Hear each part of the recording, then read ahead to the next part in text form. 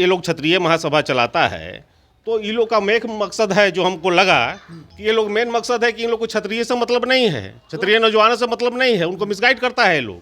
अच्छा, अगर रहता तो मैं तो उन लोगों से निवेदन करता हूँ कि ये लोग का जो परिवार है, खानदान है, वंश है, उसको देखने के लिए कहीं लोग का अता पता नहीं रहता है। माननीय कुंवर सिंह जी के खिलाफ, रोशन सिंह जी के खिलाफ, फतेह बहादुर सिंह जी के खिलाफ, रानी लक्ष्मीबाई के खिलाफ, नाना टोपे के खिलाफ, और इन लोगों के खिलाफ जो मुखबिरी किया उन लोगों को दिया उन लोगों ने, तो वो तो उसके बारे में बोल रहे हैं। तो इनको क्या परेशानी हो रहा है भाई?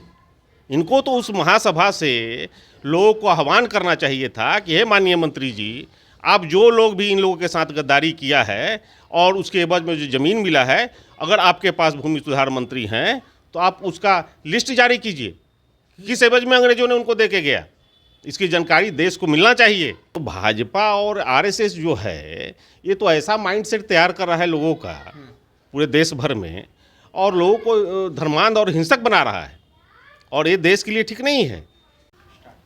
बिहार सरकार में राजस्व मंत्री आलोक मेहता खगड़िया जाते हैं और वहाँ पे एक बयान देते हैं। बयान ये देते हैं कि जो 10% लोग हैं, ये लोग के पूर्वज में कुछ लोग देश के स्वतंत्रता के लिए मेहनत किए और कुछ लोग अंग्रेज़ों के दलाली किए। ये जब मैं मंत्री बना तो हमें पता चल रहा है कि जो ज़मीन है ये कहाँ से आई है। इसके बाद में जो नीरज कुमार है, एमएलसी हैं, उनका कहना है कि हमारे पूर्वजों के बारे में जो अपमान कर रहे हैं ये हमें बर्दाश्त नहीं है। और उसके साथ में कल फेसबुक पे एक पोस्ट भी आया जो आलोक मेहता है, उन्होंने पोस्ट किया और बताया कि हमको धमकी मिल रहा है, फलाने नंबर से, मेरे फलाने नंबर पे फ़ोन किया गया है और मुझे जान से मारने की धमकी दिया जा रहा है। हमारे साथ में प्रदीप राय है, पूर्व सांसद के बेटे हैं, लाल बाबू राय के बेटे हैं, और ये आलोक मेहता के बेहद करीबी भी है। सर, जो धमकी मिल रहा है और जो स्टेटमेंट है, इस दोनों के बीच में क्या अंतर है?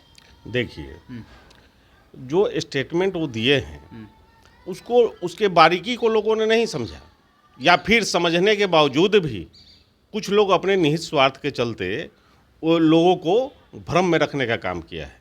उन्होंने कोई गलत बात नहीं कहा है, वो तो ऐसी बात कहें कि लोगों को उनका स्वागत करना चाहिए। तो 10% आप देखिए, उनका कहने का मतलब था कि जो अंग्रेज जब हमारे देश में क्षत्रिय महासभा की रैली में ये बात उठी, तो क्षत्रियों का तो मतलब पूरा देश ऋणी है। हम जो मानते हैं एक से एक अंग्रेजों के खिलाफ, मुगल के खिलाफ लड़ने वाले योद्धा हैं, लड़े हैं वो लोग, उनके लिए तो पूरा देश का एक एक आदमी ऋणी है। वीर कुंवर सिंह जी हैं, आपको बिहार में औरंगाबाद से फतेह नारायण सिंह जी, जो रिवोल्यूशनरी पार्टी में थे और उनको फांसी की सज़ा मिली, रोशन सिंह जी, गोपालगंज के हमारे हुस्सेपुर जो स्टेट था उसके फतेह बहादुर सिंह जी, उनको अंग्रेज़ों ने दर बदर कर दिया। 23 साल तक वो लड़ते रहे, गुरिल्ला युद्ध लड़ा, और फिर दर बदर होकर उनका परिवार, सारा किला सब नाश हुआ है। जो भी ये तो बोले उन लोगों के बारे में जो अंग्रेज़ों के इन लोगों के खिलाफ, ये जो हमारी रानी लक्ष्मीबाई, एक से एक क्षत्रिय समाज में अंग्रेज़ों से लड़ने वाले लोग हुए हैं, उनके प्रति देश का एक एक आदमी आभारी है। और वो बोले कि जो भी ज़मीन मिला, अंग्रेज़ों ने जब यहाँ से जाना शुरू किया तो उन्होंने बहुत सारा ज़मीन जो उनके आगे पीछे करते थे, उनके पिट्ठू थे, उनको देने का काम किया। किस एवज में दिया? किस एवज में?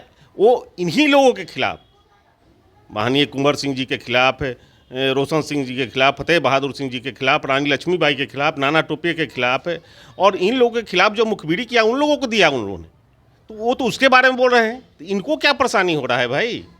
इनको तो उस महासभा से लोगों को आह्वान करना चाहिए था कि हे माननीय मंत्री जी, आप जो लोग भी इन लोगों के साथ गद्दारी किया है और उसके एवज में जो ज़मीन मिला है, अगर आपके पास भूमि सुधार मंत्री हैं तो आप उसका लिस्ट जारी कीजिए, किस एवज में अंग्रेजों ने उनको दे के गया, इसकी जानकारी देश को मिलना चाहिए। ये धमकी मिल रहा है ना? यही तो है, ये जो अपने स्वार्थ के चलते ये लोग, ये जो आम नौजवान हैं उनको मिसगाइड कर रहा है, ये लोग मिसगाइड करने का काम किया। उनके कहने का कदापि ये मैटर नहीं था। और भाजपा और आरएसएस चूंकि वो मुख्य मुद्दा से भटकाना चाहती है, 24 का चुनाव दे करके वो इस कारण उसके एजेंट के तौर पर लोग काम कर रहा है। क्या बात? कि मुख्य मुद्दा से कैसे भटकाया जाए। और आपको आलोक मेहता जी ने जो सवाल उठाया, ये तो बहुत ये लोग क्षत्रिय महासभा चलाता है, तो ये लोग का मेन मकसद है जो हमको लगा कि ये लोग मेन मकसद है कि इन लोग को क्षत्रिय से मतलब नहीं है, क्षत्रिय नौजवानों से मतलब नहीं है, उनको मिसगाइड करता है ये लोग। अच्छा, अगर रहता तो मैं तो उन लोगों से निवेदन करता हूँ कि ये लोग का जो परिवार है, खानदान है, वंश है, उसको देखने के लिए कहीं लोग का अता पता नहीं रहता है। जो अंग्रेजों के आगे पीछे किया वो आज तक दिखता है, उनका परिवार खानदान का लोग बड़े बड़े पदों पर है, ये लोग तो नहीं दिखता। कुंवर सिंह का खानदान को कोई वंश बचा हो तो उनको स्टेज पर ले आना चाहिए चीफ गेस्ट बना के, पूरा शहर उमड़ पड़ता उनको देखने के लिए, उनको छूने के लिए, ऐसे महान विभूति के खानदान को देखने के लिए। फतेह बहादुर सिंह के परिवार को कोई उनका खानदान का बचा है कि नहीं बचा है खोजिए, ये सब काम है ना क्षत्रिय महासभा का। तो ये लोग बैठ करके चमचागिरी और दलाली करता है, भाषा पर कंट्रोल नहीं। ये संगठन का मतलब होता है कि अपने संगठन को मजबूत करना और उसको समाज के प्रति उत्तरदायी बनाना। ये मतलब नहीं होता है कि किसी वर्ग के खिलाफ जहर उगलना लेकिन और समाज में शांति पैदा करना। लेकिन दिक्कत इस बात का है ना कि जो भी राजद की कोटे से जो मंत्री है एक पे एक बयान दे रहे हैं, जैसे रामचरितमानस को लेकर के शिक्षा मंत्री ने बोल दिया, आलोक मेहता बोल दिए। ये तो आम बात है, बोलते रहता है लोग। रामचरितमानस के बारे में तो जाइए ना, जहाँ रामायण का पाठ होता है, 4 व्यास अगर गाना गाता है, हम लोग तो गांव के रहने वाले हैं, 4 व्यास बैठता है तो चार तरह से परिभाषित करता है उसको, तो क्या कीजिएगा उसको। ये धर्म वर्म तो वो उतना मैटर नहीं हम लोग करता। का ये पार्टी मंत्री का है, देखिए, शिक्षा मंत्री है, बिहार में कितना शिक्षा मंत्री बने, कोई लेकिन गलत बात नहीं कहे हैं वो। हाँ। कुछ पार्ट है, अगर उस पर है, संविधान में भी तो परिवर्तन होता है, संविधान भी हम लोग का धर्म है। संविधान जो है देश का एक बहुत बड़ा धरोहर है और संविधान में भी जरूरत पड़ने पर संशोधन किया जाता है। तो कुछ चीज़ें अगर है तो उस पर विचार करने का चीज़ है, इतना एग्रेसिव होने की जरूरत नहीं है। लेकिन एक कुछ चीज़ है गलत अगर बाबा ने यहाँ तक बोल दिया 10 करोड़ रुपए देंगे जो इनका गर्दन काट के ये तो भाजपा और आरएसएस जो है, ये तो ऐसा माइंडसेट तैयार कर रहा है लोगों का पूरे देश भर में, और लोगों को धर्मांध और हिंसक बना रहा है, और ये देश के लिए ठीक नहीं है। हम लोग का देश का जो है सोशल जस्टिस और धर्मनिरपेक्षता की बुनियाद पर देश का निर्माण हुआ है। यहाँ हर समुदाय के लोग, हर समाज के लोग, हर धर्म के लोग, सबको रहना है। और हम लोग का जो मुख्य मकसद है उसे भटकाने के लिए लोग कर रहा है। जो भाजपा जो जिस तरह से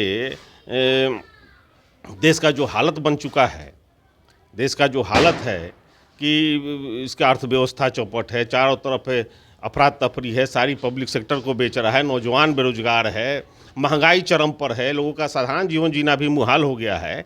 इन सारे मुद्दों से हटाने के लिए और भटकाने के लिए ये इस तरह का शगुफा भाजपा के लोग, आरएसएस के लोग और उसके जो एजेंट हैं वे लोग इस तरह का करते रहते हैं। अच्छा, आलोक मेहता जी से मिलने गए थे जब धमकी उमकी आया है उसके बाद गए? नहीं, बात हुई है, वो तो कहें कि ऐसा उनका मकसद नहीं था। वो तो हमारे मित्र हैं और हम लोग साथ में बहुत लंबे समय से संगठन में रहे हैं, तो हम तो उनके बारे में, उनके स्वभाव के बारे में जानते हैं। पूर्ण रूप से समाजवादी परिवार के हैं वो। उनके पिता हाँ, आज से नहीं, उनके पिताजी से लेके उनका पूरा परिवार, राम मनोहर लोहिया, मधुली में आपको विनोबा भावे उनके यहाँ जाके रहते थे। उन सबों से उन्होंने बचपन से सीखा है। वैसे कर्पूरी ठाकुर जी, तो वो तो समाजवाद और समाज के हर तबका को साथ लेकर के चलने वाले हैं। उनके बारे में कोई प्रश्न उठाना उचित नहीं है। चलिए, तो प्रदीप राय हैं और महासचिव है राजद से, और ये साफ तौर पे कह रहे हैं कि जो बातें हैं उसको इंटरप्रेट किया गया है, और जो आज के समय में स्थिति बन गया है, जो क्षत्रिय महासभा के जो लोग आज के समय में कर रहे हैं, ये कम से कम जो जिससे पहचान मिला है, जैसे वीर कुंवर बाबू, रोशन सिंह या फतेह बहादुर सिंह के बारे में बात करें, उनके परिवार के लोगों को यहाँ लेके आते तो जितने भी समाज के लोग हैं ये सारे लोग जाकर के उनको छूने के लिए तरसते। लेकिन ये लोग तो कर नहीं रहे हैं, बात ये लोग इंटरप्रेट कर रहे हैं। बाकी नाम हमारा कैसा हुआ, पब्लिक स्टेशन आप देख रहे हैं। बहुत बहुत धन्यवाद।